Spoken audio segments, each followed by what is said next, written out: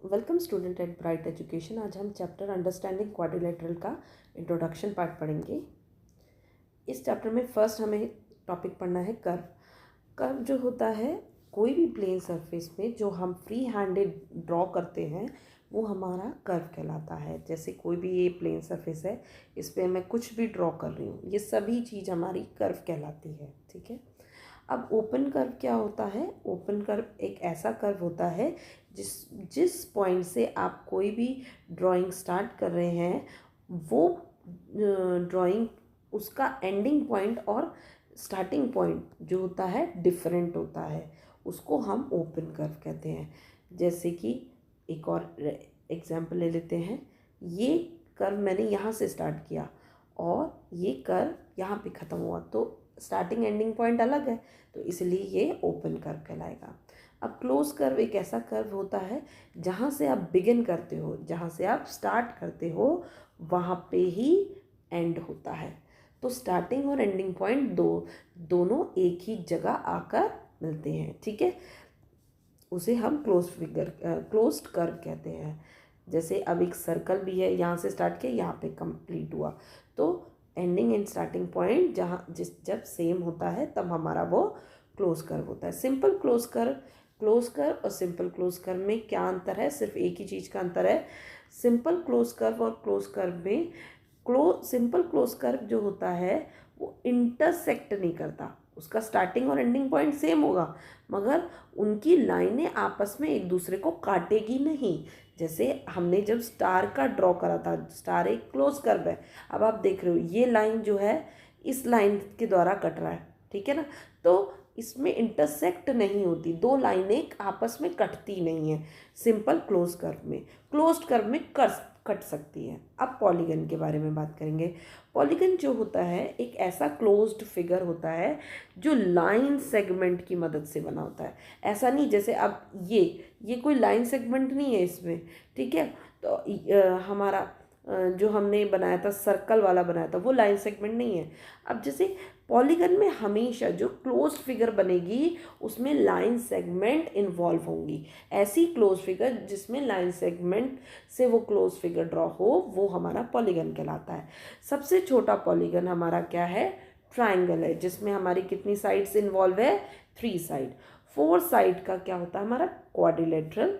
5 side का pentagon, इसमें 5 side है इसलिए पेंटागन। देखिए 1 2 3 4 एंड 5, ठीक है। सिमिलरली 6 साइड वाला hexagon, 1 2 3 4 5 and 6 hexagon. Heptagon 7, 8 side octagon, 9 size नोनागन और 10 साइड डेकागन। अब आपको इनके नाम जरूर याद करने हैं, आपके पेपर में एमसीक्यू फॉर्म में आ सकता है, ट्रू फॉल्स फॉर्म में आ सकता है, ठीक है।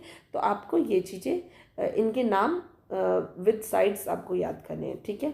अब क्वाड्रिलेटरल जो होता है, जो भी क्लोज फिगर, जो भी क्या कहते हैं हमारा, फॉरगेट अबाउट द स्पेलिंग्स।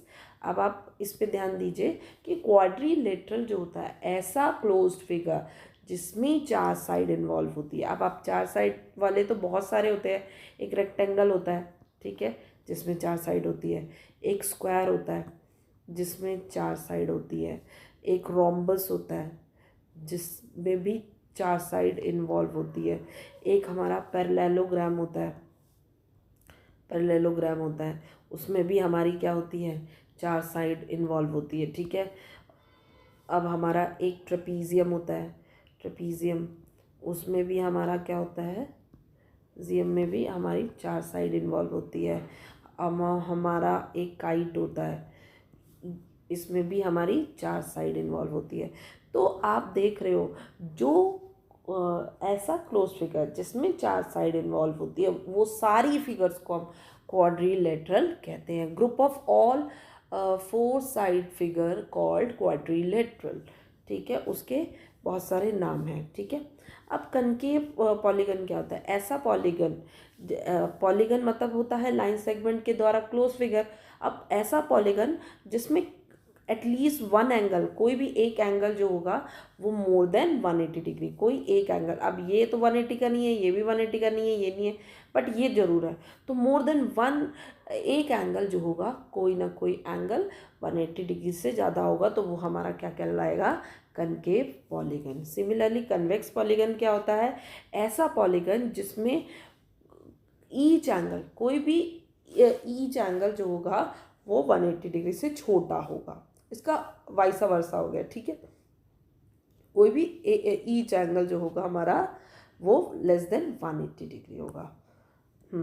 अब नेक्स्ट है हमारा रेगुलर पॉलीगन। रेगुलर पॉलीगन ऐसा पॉलीगन होता है, ये भी एक टाइप का पॉलीगन होता है, मगर ये सारे पॉलीगन, जैसे आपने पॉलीगन 3 साइड वाले भी पढ़े, 4 साइड वाले भी पढ़े, 5 साइड वाले भी पढ़े, तो आपने देखा कि जो क्वाड्रिलेटरल में 4 साइड वाले जो जितने भी हमारे फिगर्स थे वो सभी क्वाड्रिलेटरल थे, जैसे रेक्टेंगल, स्क्वायर, रोम्बस और ये सब, ठीक है।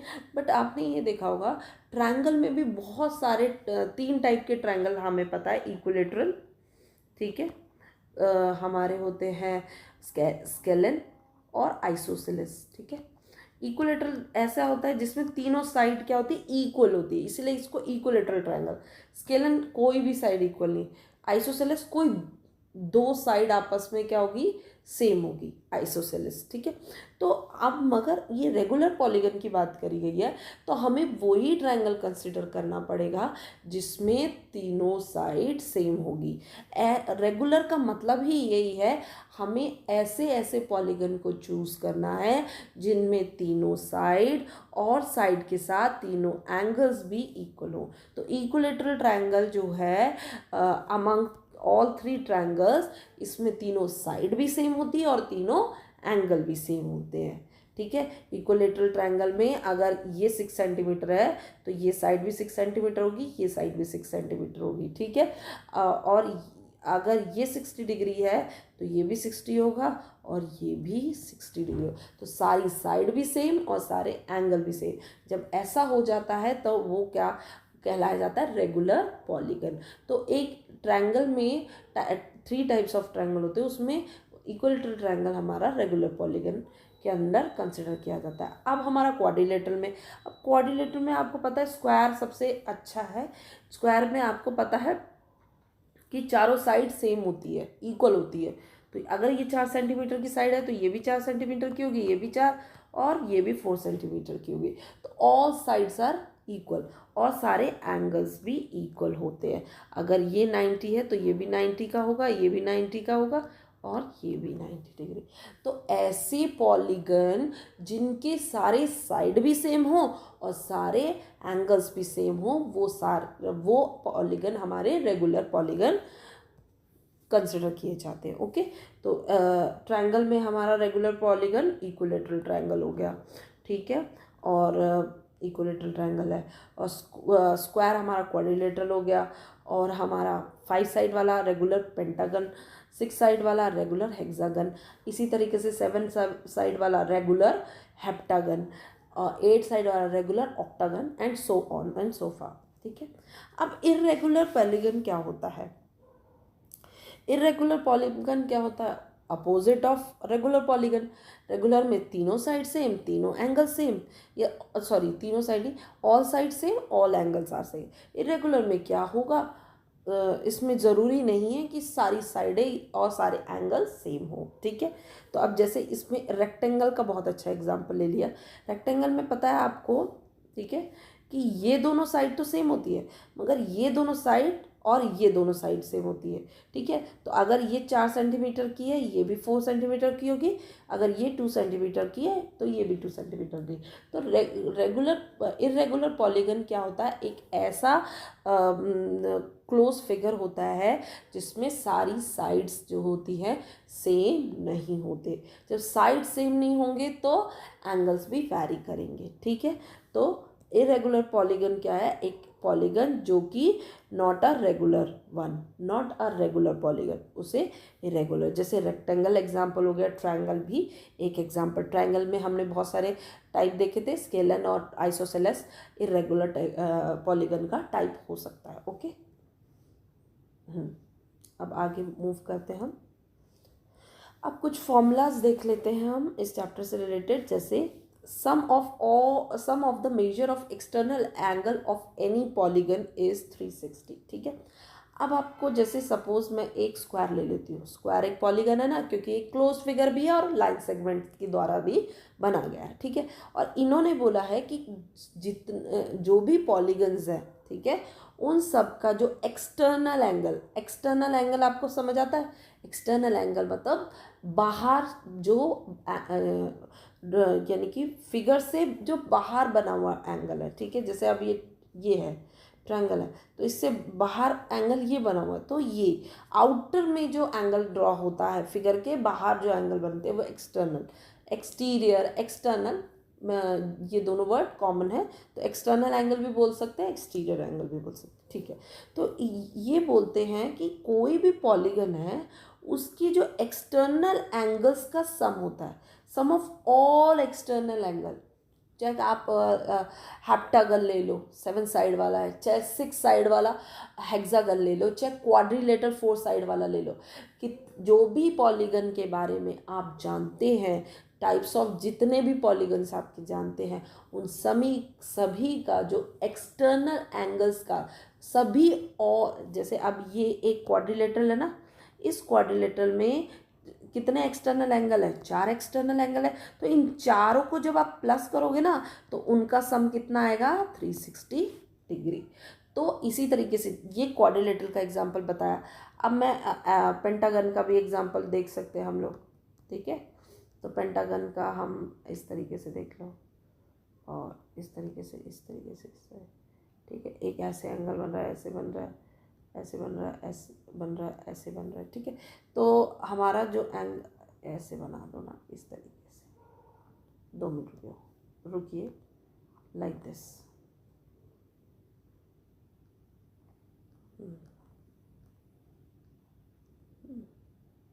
ठीक है, इन सभी का जो एंगल जो बनेगा वो हमारा कैसा होगा?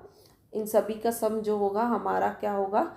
360 डिग्री। ठीक है, अब आपका बता दिया गया है कि जितने भी पॉलीगन हैं उन सभी के एक्सटर्नल एंगल का जो सम होता है वो 360 डिग्री होता है। ठीक है, अब नेक्स्ट है regular polygon of n side. अब ईच एक्सटीरियर एंगल, अगर हमें कोई भी, ठीक है, क्वाड्रिलेटरल सपोज दे रखा है, क्वाड्रिलेटरल में एन क्या होता है? पहले तो एन जानिए, एन क्या होता है? नंबर ऑफ साइड को कहते हैं, नंबर ऑफ साइड को। ठीक है, अगर नंबर ऑफ साइड हमें पता है, इसमें कितनी है number of side? 4 number of side है, क्योंकि एक क्वाड्रिलेटरल है। अब इसका एक एक्सटीरियर एंगल का अगर वैल्यू निकालनी है कि इस क्वाड्रिलेटरल का जो अगर कोई भी एक एक्सटीरियर एंगल की वैल्यू निकालना हो, कोई भी, सपोज ये 4 एक्सटीरियर एंगल बन रहे हैं इसमें। ठीक है, तो कोई भी रैंडम, जैसे ये एंगल 1 है, ये एंगल 2 है, एंगल 3 है, या एंगल 4 है, तो मैं एंगल 1 का सम निकालना चाहती हूँ, कोई भी एक एंगल का सम निकालना चाहती हूँ, तो मैं क्या करूँगी? हम करेंगे 360 degree divided by number of side. इसमें 4 है तो 4 हो जाएगा, तो ईच एक्सटीरियर एंगल कितना आ जाएगा? 90 डिग्री। कोई एक एंगल, जैसे ज़रूरी नहीं है एंगल 1 ही हो, कोई भी एक एंगल जो होगा वो कितने डिग्री का होगा? 90 डिग्री का हो सकता है। ठीक है, each exterior angle should be 90 degree. Okay, अब हमारा number of diagonal of A polygon निकालना है। जैसे अब ये ये हमारा एक फिगर पॉलीगन है, अगर इसमें चेक करने हैं कि इस पर कितने डायगोनल ड्रॉ हो सकते हैं। डायगोनल क्या होती है? ऐसी लाइंस जो कि पॉलीगन के अंदर ड्रॉ होती है। ठीक है, ये एक पॉलीगन है और इसके अंदर जो लाइंस ड्रॉ हो गई ये डायगोनल कहलाती है। ठीक है, अब जो ये डायगोनल्स हैं, ये अब क्वाड्रिलेटरल के लिए तो अंडरस्टूड सी बात है, 2 डायगोनल्स होगी। अब हेप्टागन, हेक्सागन, ये तो 6 हेक्सागन 6 साइड्स वाला है, हेप्टागन 7 साइड वाला है, तो साइड के हिसाब से डायगोनल भी वैरी करेंगे। तो डायगोनल्स निकालने के लिए फॉर्मूला होगा n-3 डिवाइडेड बाय 2। n किसी नंबर ऑफ डायगोनल्स को निकालने का फॉर्मूला है ये। ठीक है, ऑफ ए पॉलीगन, ठीक है। पॉलीगन के डायगोनल्स के निकालने का फॉर्मूला है n bracket start n minus 3 bracket close divided by 2। तो n क्या आप भी पता है ना, नंबर ऑफ साइड। अगर सपोज मुझे हेप्टागन का निकालना है, हेप्टागन के अंदर कितनी साइड होती है, 7 साइड्स होती है। तो अगर हम 7 को प्लेस कर देते हैं इस फॉर्मूले में, जहाँ जहाँ n है वहाँ 7 माइनस 3 अपॉन 2, इसको सॉल्व करेंगे तो कितना आएगा हमारा 7 माइनस 3 अपॉन 2।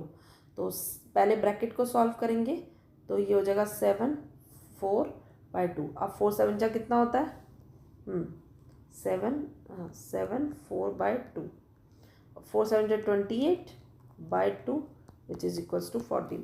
तो एक हेप्टागन के अंदर कितने डायगोनल्स ड्रॉ हो सकते हैं, 14 diagonals. Is that clear? I hope आपको क्लियर हो रहा होगा। हाँ, अब सबसे इम्पॉर्टेंट स्लाइड है ये, और इसी पे बेस पूरी चैप्टर मोस्टली जो क्वेश्चंस हैं वो इसी स्लाइड पे बेस्ड होंगे। तो इस स्लाइड को आपको समझना बहुत अच्छे से समझना ज़रूरी है, नहीं तो आप क्वेश्चन नहीं कर पाओगे क्वाड्रिलेटरल्स के। तो आपको ये स्लाइड को बहुत अच्छे से अंडरस्टैंड करना है, ठीक है। स्लाइड को समझने से पहले आपको मैं बताना चाहती हूँ एडजेसेंट एंगल आपको जानना ज़रूरी होगा, ठीक है। एडजेसेंट एंगल, सपोज ये एंगल 1 है, रह लीजिए ऐसे ही। हाँ, अगर मैं बोलूँ एंगल ए का एडजेसेंट एंगल कौन सा है, ठीक है, एंगल ए ये है, ठीक है, इस एंगल का एडजेसेंट एंगल कौन सा है। तो एंगल ए के एडजेसेंट से समझ जाना चाहिए, एडजेसेंट समझा रहे हैं हम, ठीक है। एडजेसेंट मतलब कि एंगल ए के पास, एंगल ए के पास बी भी है और एंगल ए के पास डी भी है, तो इसके एडजेसेंट एंगल क्या हो गए, angle B comma angle D. Adjacent angle मतलब एंगल, जिस एंगल के बारे में पूछा है उस एंगल के पास कौन से दो एंगल्स होंगे वो हमारे एडजेसेंट एंगल। जरूरी नहीं है दो, वैसे तो जो आप बस ये याद रखना कि वो जिस एंगल के बारे में बात की गई है उसके पास कौन से एंगल्स हैं वो हमारे एडजेसेंट एंगल कहलाएंगे। अब जैसे एंगल बी है, इसका एडजेसेंट कौन होगा, इसका एडजेसेंट एंगल ए और एंगल सी, ठीक है। एंगल सी का एडजेसेंट कौन होगा, angle D and angle B, ठीक है। अब हमारा सिमिलरली एंगल की बात करी, अब एडजेसेंट हम साइड की बात करेंगे, एडजेसेंट साइड की, जैसे ए बी सी डी। अब मैं ए बी साइड की एडजेसेंट साइड कौन सी है, तो जैसे एडजेसेंट एंगल क्या होता था, जिस एंगल के बारे में बात की गई है उस एंगल के पास वाले एंगल्स को हम एडजेसेंट कहते हैं। तो ए बी साइड के पास कौन सी लाइन ड्रॉ हो रखी है, ए बी लाइन के पास जो हो रही है एक सी बी हो रखी है और ए डी हो रखी है। तो ए बी की क्या हो सकते हैं एडजेसेंट साइड, एक हो सकती है A D comma B C. Similarly अगर मैं बी सी की पूछूं, इस लाइन के साथ इसका एडजेसेंट साइड कौन सी है, इसकी हो जाएगी ए बी ये वाली साइड और हमारी डी सी, ठीक है। Is that clear? अब हमने एडजेसेंट साइड्स और एडजेसेंट एंगल के बारे में बात कर ली। अब हमारे को opposite angle and opposite side भी, आई होप बहुत बच्चों को पता भी होगा अपोजिट एंगल और अपोजिट साइड क्या होती है। अपोजिट एंगल, सपोज ये क्वाड्रिलेटरल है ए बी सी डी, अगर मैं एंगल ए का अपोजिट एंगल पूछ रही हूँ कि ए के अपोजिट कौन सा एंगल है, तो ए के जो बिल्कुल सामने जो एंगल है, आमने सामने वाला, ठीक है, एंगल ए के बिल्कुल सामने वाला एंगल कौन सा, एंगल सी। तो ए का अपोजिट एंगल क्या हो गया, सी। एंगल बी का अपोजिट एंगल क्या होगा, angle D. Is that clear? तो अपोजिट एंगल आमने सामने वाला है। सिमिलरली अगर मैं अपोजिट साइड की बात करूं, अपोजिट साइड के बारे में बात करूं, तो अपोजिट साइड क्या होती है, अपोजिट साइड होती है जैसे suppose A B C D. Opposite side अगर मैं ए बी ए बी की अपोजिट साइड क्या होगी, अपोजिट, जैसे उसमें एंगल में क्या था, आमने सामने, तो ए बी के सामने वाली लाइन कौन सी होगी, डी सी। तो ए बी का अपोजिट साइड क्या है, डी सी। अगर बी सी की अपोजिट साइड पूछूं तो कौन सी होगी, ए डी। आई होप आपको समझ आ गया होगा, opposite angle at opposite side. ठीक है, अब हम लोग मूव करते हैं अपने प्रॉपर्टीज की तरफ। अब क्वाड्रिलेटरल, क्वाड्रिलेटरल में क्वाड्रिलेटरल में बहुत सारे पार्ट थे, हमने पढ़े थे। रेक्टेंगल भी एक क्वाड्रिलेटर है, स्क्वायर भी एक क्वाड्रिलेटर है, रोम्बस भी एक क्वाड्रिलेटर है, पैरेललोग्राम भी एक क्वाड्रिलेटर है, ट्रेपीजियम भी एक क्वाड्रिलेटर है, और हमारा काइट भी एक क्वाड्रिलेटरल है। ठीक है, ये हमें पता है। ठीक है, ये सभी क्या है, टाइप ऑफ क्वाड्रिलेटरल। ठीक है, इन्हीं सब की हमें प्रॉपर्टीज को सीखना है। मोस्टली इस चैप्टर में क्वाड्रिलेटरल पे फोकस किया गया है, तो क्वाड्रिलेटरल की आपको प्रॉपर्टीज पे ध्यान देना है। तो सबसे पहली बात है पैरेललोग्राम। पैरेललोग्राम क्या होता है, हाँ, पैरेललोग्राम होता है, पैरेललोग्राम जो होता है, हम लोग एक ड्रॉ कर लेते हैं, ए बी सी डी, ये एक पैरेललोग्राम होता है। पैरेललोग्राम मतलब कि ऐसा फिगर जिसकी आमने सामने वाली लाइन जो है पैरेलल है। पैरेलल की निशानी ही होती है, जिस लाइंस पे ये एरो लगे होते हैं वो हमारे पैरेलल लाइंस होती हैं। पैरेलल लाइंस मतलब कि ऐसी लाइंस जिनको आप एक्सटेंड भी करो, एक्सटेंड मतलब खींचो, यानी कि सी लाइन, डी सी लाइन को इधर खींचो या डी सी लाइन को इधर खींचो, ए बी लाइन को इधर खींचो या ए बी लाइन को इधर खींचो, कभी भी डी सी लाइन और ए बी लाइन किसी एक पॉइंट पे आके नहीं मिलेगी, कभी भी नहीं मिल सकती। ठीक है, तो उसको हम क्या कहते हैं, पैरेलल लाइंस। ऐसी लाइन जो कभी भी कितना भी उनको खींच लो वो कभी भी किसी एक पॉइंट पे आके ना मिले, उसको हम पैरेलल लाइंस बोलते हैं। तो अब पैरेललोग्राम मतलब ये वाली लाइन और ये वाली लाइन कभी भी आपस में नहीं मिलेगी। सिमिलरली ये वाली लाइन और ये वाली लाइन कभी भी नहीं मिलेगी। ठीक है, तो इसी वजह से ये पैरेललोग्राम है। ठीक है, अब पैरेललोग्राम में पहली प्रॉपर्टी बोलता है a quadrilateral with each pair of opposite sides are parallel. ठीक है, each pair of opposite sides are parallel, यानी कि ये वाली ए बी और डी सी हमेशा अपोजिट, ये क्या है, ए बी जो है डी सी के अपोजिट है, ए बी जो है डी सी के अपोजिट है, अपोजिट साइड्स है, और अपोजिट साइड्स क्या होती है, हमेशा पैरेलल होती है पैरेललोग्राम में। ठीक है, ये तो हमें पता चल गया पैरेललोग्राम के बारे में। पहली प्रॉपर्टी ये है अपोजिट साइड्स आर इक्वल। जो अपोजिट साइड होती है, जैसे ए बी के अपोजिट क्या है, डी सी है, तो अपोजिट साइड क्या होती है पैरेललोग्राम में, इक्वल होती है, यानी कि ये वाली साइड और ये वाली साइड क्या होगी, हमारी इक्वल होगी। सिमिलरली अपोजिट एंगल्स भी, सेकंड पॉइंट है अपोजिट एंगल्स आर इक्वल, तो angle A and angle C, angle A angle C equal होगा और angle B angle D equal होगा। फिर थर्ड पॉइंट है diagonal bisect each other, diagonal bisect one another. ठीक है, अब डायगोनल तो हमें पता है कि ऐसा पॉलीगन जिसके अंदर जो बनी हुई लाइंस होती है वो हमारे डायगोनल्स होती हैं। ठीक है, इंटरसेक्ट करती हुई लाइंस जो हमारी डायगोनल्स हैं। ठीक है, अब इन्होंने बोला जो डायगोनल्स है, जैसे ए बी सी डी, तो हमारे डायगोनल क्या होंगे, एक लाइन बी डी हमारा डायगोनल होगा और दूसरा डायगोनल क्या होगा हमारा ए सी। बी डी और ए सी हमारे दो डायगोनल्स हैं इसमें, और बोल रहा है डायगोनल जो है बाइसेक्ट करता है। बाइसेक्ट मतलब क्या होता है, बाइसेक्ट का मतलब समझो, जैसे अब ये 4 सेंटीमीटर की लाइन है। ठीक है, बाइसेक्ट मतलब कि एक लाइन को दो इक्वल पार्ट में डिवाइड करना। ठीक है, तो ए बी लाइन है जो कि 4 सेंटीमीटर है और उसको मैंने दो इक्वल पार्ट में डिवाइड कर दी, 2 सेंटीमीटर और 2 सेंटीमीटर में। तो इसका जो हम कह सकते हैं A O equals to O B, क्योंकि ए ओ भी 2 सेंटीमीटर है और ओ बी भी 2 सेंटीमीटर है। तो कोई भी लाइन जब दो इक्वल पार्ट में डिवाइड हो जाती है तो उसको हम कहते हैं बाइसेक्ट। क्या कहते हैं, बाइसेक्ट। बाइसेक्ट का मीनिंग ही यही है, जब किसी लाइन को हम दो इक्वल पार्ट में डिवाइड करते हैं उसको हम बाइसेक्ट कहते हैं। तो अब इन्होंने प्रॉपर्टी क्या बोल रखी है कि एक पैरेललोग्राम है, उसके डायगनल्स आपस में बाइसेक्ट कर रहे हैं, उसके डायगनल आपस में बाइसेक्ट करें। सपोज AC डायगनल है, ठीक है, इसकी लेंथ हमें दे रखी होगी 6 सेंटीमीटर। तो आप और ये पॉइंट O है, तो OA और OC कितने की होगी? तो बाइसेक्ट का अभी मीनिंग बताया कि 2 इक्वल पार्ट में, तो ये 3 सेंटीमीटर और ये भी 3 सेंटीमीटर।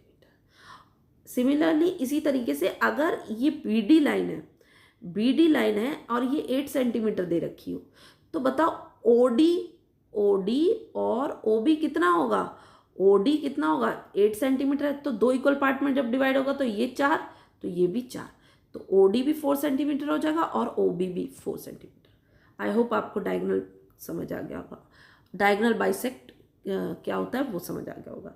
तो पैरेललोग्राम में opposite sides are equal, opposite angles are equal और डायगनल बाइसेक्ट ईच अदर, ये 3 प्रॉपर्टीज होती है पैरेललोग्राम। अब रोम्बस क्या है? रोम्बस ऐसी फिगर होती है, ठीक है। रोम्बस में भी एक टाइप का पैरेललोग्राम होता है, ठीक है। और इसमें क्या होता है? A parallelogram with sides of equal length, ठीक है। इसकी जो पैरेललोग्राम की जो प्रॉपर्टीज होती है वो रोम्बस में भी कुछ अप्लाई होती है, जैसे कि मगर रोम्बस जो होता है इसकी चारों साइड्स इक्वल होती है, जैसे स्क्वायर में होती है ना चारों साइड्स इक्वल, इसमें भी अगर ये 4 सेंटीमीटर है तो ये भी 4 होगी, ये भी 4 होगी और ये भी 4 होगी। तो all with sides of equal length, यानी कि इसकी सारी साइड जो होती है इक्वल लेंथ की होती है, ठीक है। अब पहली प्रॉपर्टीज पढ़ेंगे, all the properties of parallelogram. बिल्कुल रोम्बस जो है पैरेललोग्राम की तीनों प्रॉपर्टीज को ओबे करता है, ठीक है। जो पैरेललोग्राम की प्रॉपर्टी होगी, पैरेललोग्राम की प्रॉपर्टी बहुत सारे क्वाड्रिलेटरल ओबे करते हैं, तो रोम्बस वन ऑफ देम, ठीक है। अब नेक्स्ट क्या है? इसमें diagonals are perpendicular to each other. अब डायगनल बाइसेक्ट भी करते हैं और डायगनल परपेंडिकुलर भी है। अब diagonal perpendicular to each other मतलब जैसे अब ये है ABCD। अब इसकी जो डायगनल है वो आपस में कैसा एंगल बनाते हैं? परपेंडिकुलर मतलब क्या होता है? 90 डिग्री फॉर्म करना। 90 डिग्री मतलब एक एंगल जो कि 90 डिग्री, राइट एंगल फॉर्म करना। परपेंडिकुलर हो गया, राइट एंगल हो गया, मीन सेम, और 90 डिग्री हो गया, मीनिंग सेम, तीनों का मीनिंग एक है। तो जो हमारा जो एंगल बनेगा, ये देखो ये एक एंगल है ना, तो ये जो एंगल बनता है वो कैसा बनेगा? 90 डिग्री का। ये भी एक एंगल है, ये भी 90 डिग्री का, ये भी एक एंगल है, ये भी 90 डिग्री, ये भी एक एंगल है 90 डिग्री। तो इसमें जो डायगनल्स होते हैं ना वो हमेशा कैसे एंगल बनाते हैं? वो एंगल बनाते हैं एक दूसरे के साथ 90 डिग्री का, ठीक है। तो यही बोल रखा है, डायगनल कैसा एंगल बनाएंगे? 90 डिग्री, 90 डिग्री, ठीक है, परपेंडिकुलर एंगल बनाएंगे, ठीक है। अब रेक्टेंगल की बात करते हैं। रेक्टेंगल में क्या होता है? ये भी एक टाइप ऑफ पैरेललोग्राम होता है विद राइट एंगल। इसमें जैसे रोम्बस में क्या होते थे? सारे लेंथ क्या होते थे? इक्वल होते थे। मगर इसमें क्या होता है, रेक्टेंगल में क्या होता है? सारे जो एंगल्स होंगे वो क्या होंगे? 90 डिग्री के होंगे, ठीक है। जितने भी एंगल ड्रॉ होंगे इसमें वो 90 डिग्री राइट एंगल मैंने अभी बोला, चाहे राइट एंगल बोल दो, चाहे परपेंडिकुलर बोल दो, चाहे 90 डिग्री बोल दो, एक ही बात है, यानी कि 90 डिग्री की ही बात हो रही है, ठीक है। तो जितने भी रेक्टेंगल में जो एंगल बनेंगे वो सभी 90 डिग्री होंगे, ठीक है। ये जो निशान होता है ये 90 डिग्री का ही होता है, ठीक है। अब इसकी प्रॉपर्टीज देख लेते हैं। All the properties of parallelogram, बिल्कुल प्रॉपर्टी जो पैरेललोग्राम की है वो इसमें भी अप्लाई होगी। Each of angle is right angle, बिल्कुल इसमें सारे एंगल जो होंगे वो हमारे 90 डिग्री होंगे। फिर डायगनल्स आर इक्वल, बिल्कुल जो इसमें डायगनल्स होंगे वो भी इक्वल होंगे, ठीक है। जो डायगनल है, अगर सपोज अगर ये 4 सेंटीमीटर का है तो ये भी 4 सेंटीमीटर का होगा, इक्वल होंगे, डायगनल्स आर इक्वल, ठीक है। नेक्स्ट स्क्वायर क्या है? A rectangle with side of equal length. अब स्क्वायर आपको पता ही है, अगर सारी साइड इसकी इक्वल लेंथ की होती है। अब इसमें भी सारी प्रॉपर्टी पैरेललोग्राम से ही रिलेटेड है, ओबे करेंगे। और रोम्बस की भी प्रॉपर्टी इसमें लगेगी और रेक्टेंगल की भी। ठीक है, रोम्बस की कौन सी प्रॉपर्टी लग जाएगी कि ये डायगनल जो होते हैं इसके परपेंडिकुलर होते हैं, और रेक्टेंगल की लग जाएगी कि डायगनल्स जो होते हैं इक्वल होते हैं। ठीक है, इसमें डायगनल परपेंडिकुलर होते हैं और इक्वल होते हैं, ये दोनों प्रॉपर्टी स्क्वायर में अप्लाई हो जाएगी, और साथ के साथ पैरेललोग्राम की प्रॉपर्टी भी ओबे होगी। तो आप देख रहे हैं स्क्वायर जो एक ऐसा क्वाड्रिलेटरल है जिसमें रोम्बस, रेक्टेंगल और पैरेललोग्राम तीनों के जो प्रॉपर्टीज़ हैं वो इसमें अप्लाई हो सकते हैं। अब काइट जो है थोड़ा सा ध्यान से देखिए। क्वाड्रिलेटरल जो होता है ये थोड़ा सा अलग फिगर होता है। इसमें ऊपर वाला पार्ट तो आप देख रहे हैं थोड़ा छोटा सा वो है, और नीचे वाला एक्सटेंडेड लाइंस है। ठीक है, अब देखिए इसमें ए बी लाइन और ए सी लाइन ये आपको दिख भी रही होंगी, ये दोनों इक्वल होंगी, तो इसमें जो ए बी और ए सी है वो सेम होगी। सिमिलरली इसमें बी डी और सी डी है वो सिमिलर होगी, यानी कि अ quadrilateral with exactly 2 pairs of equal consecutive side. बिल्कुल, जो इसमें जो हमारी साइड होती है, जैसे ए बी जो है बी सी के ही ए सी के ही इक्वल है, और बी डी जो है डी सी के ही इक्वल होगा। ठीक है, तो जो कह सकते हैं जो एक के साथ एक लगी हुई लाइन है वो ही आपस में इक्वल है। ठीक है, अब the diagonals are perpendicular to one another. अब इसमें क्या होता है, जो डायगनल्स होते हैं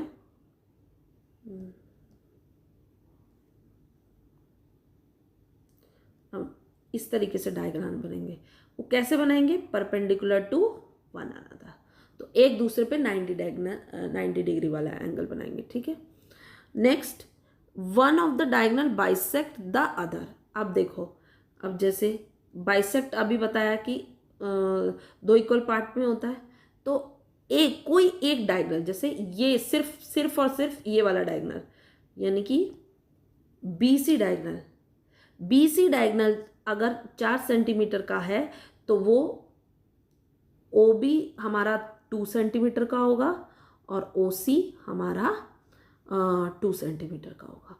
मगर अगर हमारी AD लाइन 6 सेंटीमीटर की है तो आप ये नहीं कह सकते कि AO 3 सेंटीमीटर और OD 3 सेंटीमीटर, नहीं, तो इसमें ये पार्ट गलत होगा, ये पार्ट अप्लाई होगा सिर्फ और सिर्फ इसी वाले डायगनल के साथ, क्योंकि आप देख पा रहे होंगे कि ये वाली जो लाइन है वो इक्वल पार्ट में नहीं डिवाइड है। ठीक है, बट ये वाली BC लाइन जो है इक्वली डिवाइड है, तो इसीलिए जो हमारा BC डायगनल है वो बाइसेक्ट करेगा, वेयर एज AD डायगनल जो है वो बाइसेक्ट नहीं करेगा। बाइसेक्ट मतलब दो इक्वल पार्ट में नहीं डिवाइड होगा, तो इसमें एक ही डायगनल बाइसेक्ट होगा। देखो, one of the diagonal bisect the other, बिल्कुल एक ही डायगनल बाइसेक्ट होगा।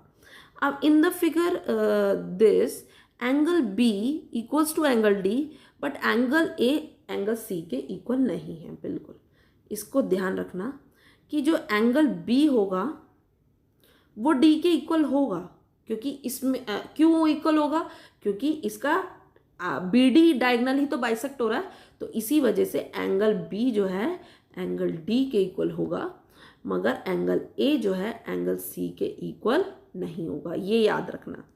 ठीक है, इसमें थोड़ा सा चेंज है, इसी लाइन का डायगनल भी बाइसेक्ट होता है और इसी लाइन के एंगल्स भी इक्वल होते हैं।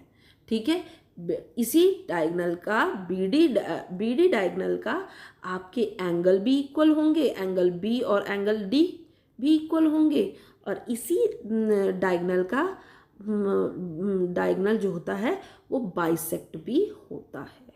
आई होप आपको काइट समझ आ गया होगा। यहाँ पर ये चैप्टर का इंट्रोडक्शन पार्ट जो है एंड होता है। आई होप आपको इंट्रोडक्शन पार्ट अच्छे से समझ आई होगी।